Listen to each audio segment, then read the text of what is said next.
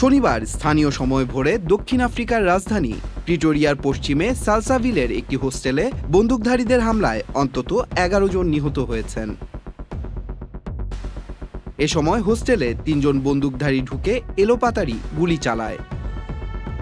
এ ঘটনায় শিশু কিশোর সহ ২৫ জন গুলিবিদ্ধ হন। গুলিবর্ষণের ঘটনায় আহতদের মধ্যে ১৪ জনকে হাসপাতালে ভর্তি করা হয়েছে। স্থানীয় পুলিশ জানায় হোস্টেলটিতে অবৈধভাবে মদ বিক্রি করা হতো, তবে সেখানে গুলি চালানোর উদ্দেশ্য জানা যায়নি এবং শেষ খবর পর্যন্ত কাউকে গ্রেফতার করা হয়নি।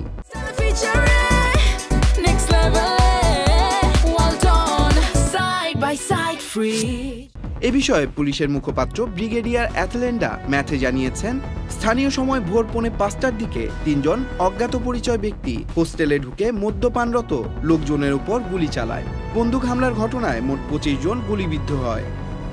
এই বন্দুক হামলায় নিহতদের মধ্যে ৩ বছর ও ১২ বছরের ২ শিশু ও ১৬ বছরের এক কিশোরী রয়েছে।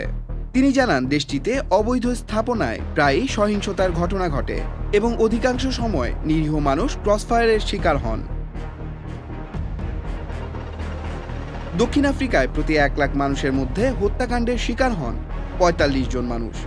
জাতিসংঘের অপরাধ বিষয়ক দপ্তরের সাম্প্রতিক তথ্য, চলতি বছরের এপ্রিল থেকে সেপ্টেম্বরের মধ্যে প্রতিদিন গড়ে ৬৩ জন খুন হয়েছেন। দেশটিতে এ ধরনের হামলার ঘটনা আশঙ্কাজনকভাবে বাড়ছে।